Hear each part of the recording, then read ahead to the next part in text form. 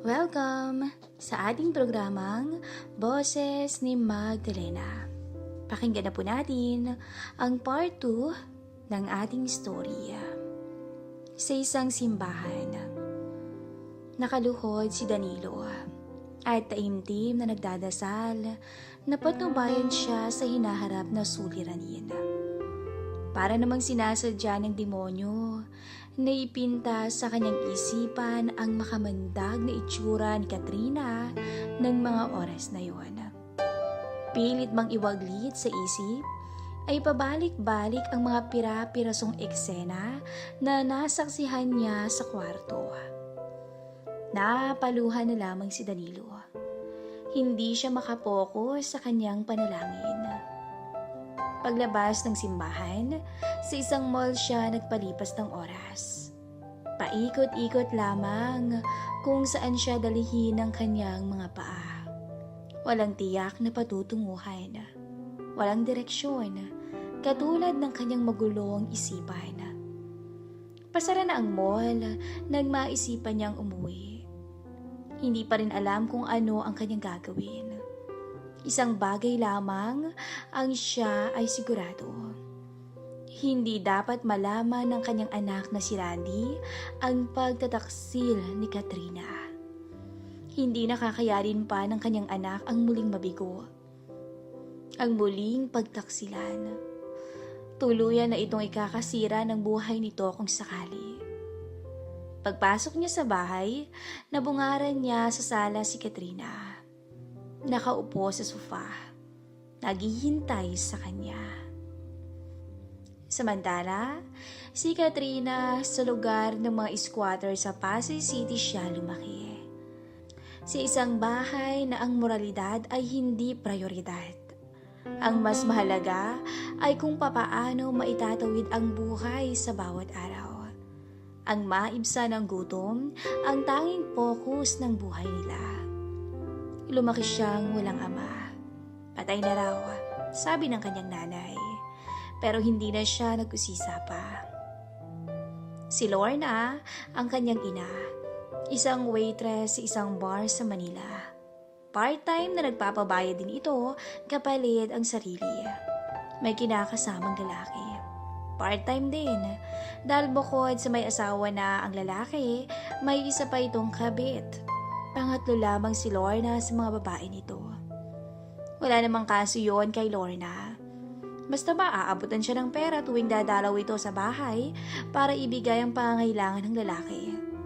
Pag walang inabot, walang mapapala ito sa kanya. Hindi naman ganun kadalas dumalaw ang lalaki. Mabuti na rin dahil may iba pang mga dumadalaw kay Lorna. Marami ang nagpapakasasa sa kanya. At madalas ay sa loob pa ng kanyang bahay yon nangyayari. Kortina lamang ang tumatabing sa napakaliit na kwadradong silid na nagsisilbing tulugan nilang mag-ina. Kaya lumaki at nakaisip si Katrina na manhid na sa mga naririnig at nakikita. Sa mga nagaganap sa nasabing munting silid tuwing may bisita o dalaw ang kanyang ina.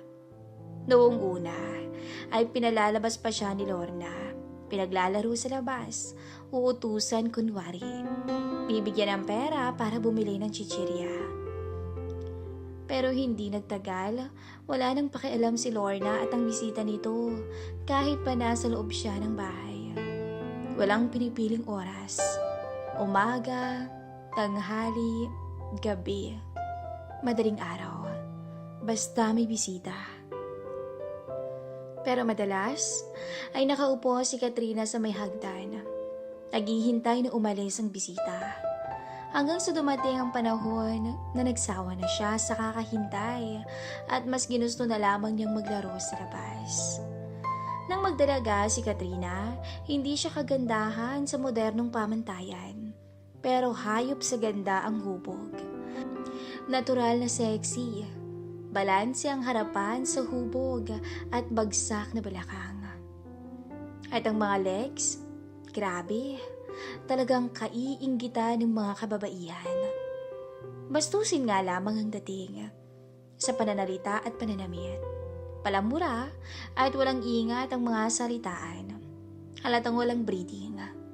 At kapag bumukas ang bibig para magsalita, hindi mawawala ang tangina na salita. Bulaklak na ng kanyang dila ang mura. Huwag na nating alamin pa kung ano ang lumalabas sa kanyang bibig kapag siya ay nagagalit. Nakapagtapos naman siya ng high school sa malapit na public school. Hindi rin katakatakang maaga siyang namulat sa pagkauhaw. Alis-balik siya sa bahay ng kanyang nanay. Aalis para makapag-live-in, babalik pag nakipag-break na. Karaniwan na rin ang madatnan ni Lorna si Katrina sa kanilang kwarto, na may kasamang lalaki at abala sa isa't isa. Hoy, bilisan nyo! Tapusin nyo na yan at gusto ko nang matulog. Ang tanging puna ni Lorna sa kanya. Ganun lang.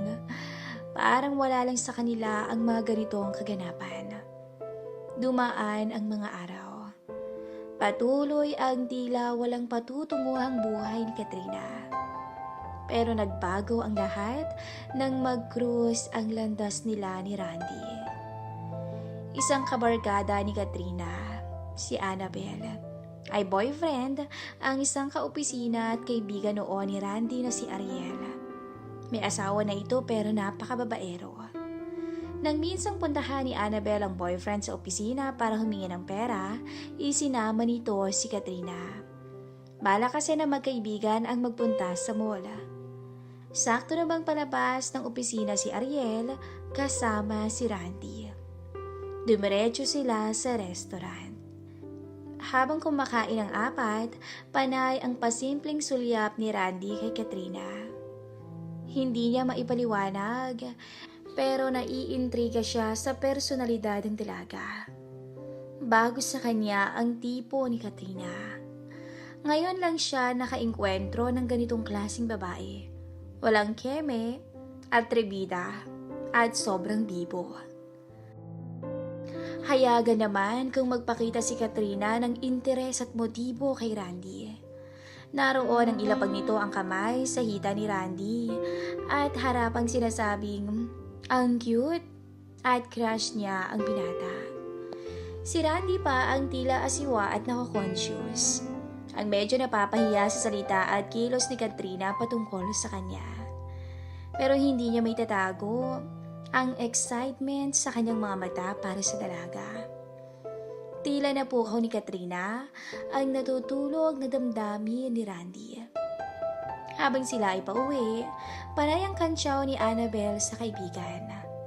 Tagda ang haba ng hair ng kaibigan ko ah. Mukhang may tama sa'yo si Randy. Panay yung pasimpleng tingin sa'yo eh. Baka naman natatakam lang sa akin no? Pareho na rin yun. Ayos kat. Kapag nagkataon, ngayon ka lang magkaka-boyfriend ng disente at may trabaho. Ang bilis naman nun.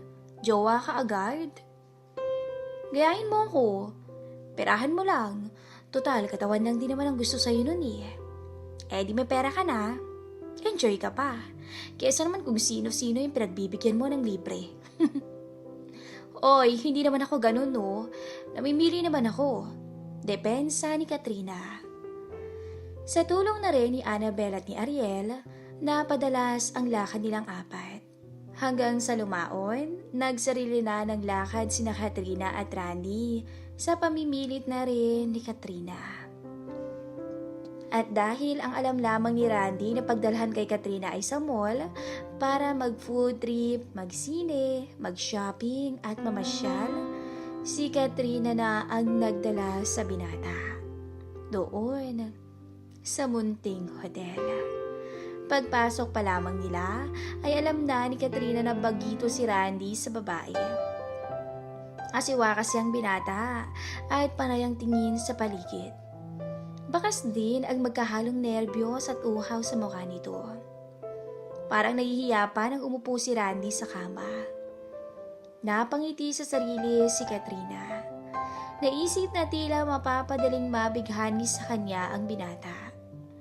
Ipaparanas niya kay Randy ang pinakamasaya na gabing mararanasan niya sa buong buhay nito.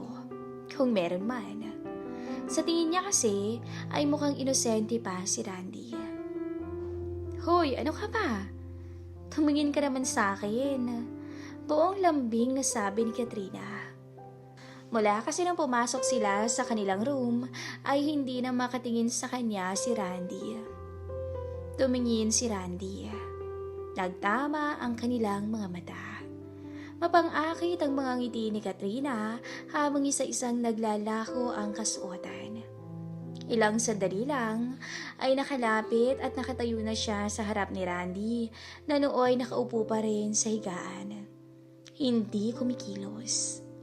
Hinila ito ni Katrina at niyakap. Buong lambing na sinunggaban sa labi.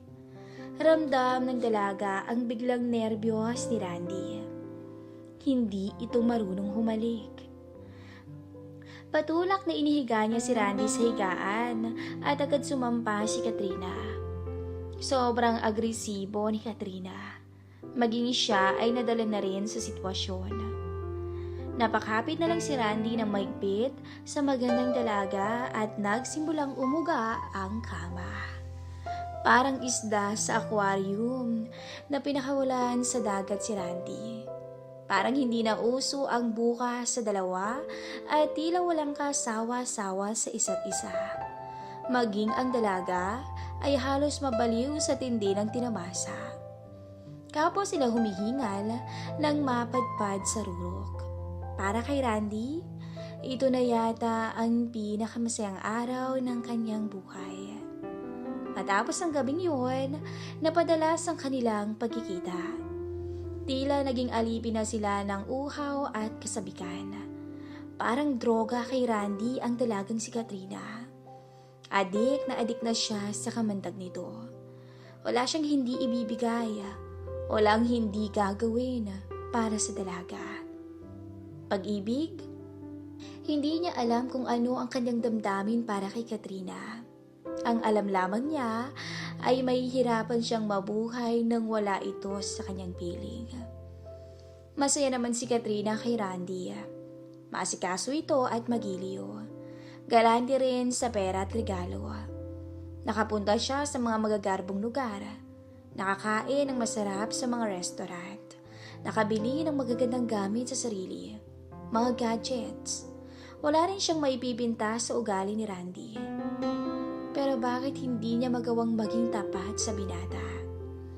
Nakikipagkita pa rin siya sa dating mga kaibigang lalaki. At minsan ay hindi niya maiwasan ang pagbigyan pa ang mga ito. Parang hinahanap-hanap din niya ang buhay na ganoon. Kaya para sa kanya, ayos na ang estado ng kanilang relasyon.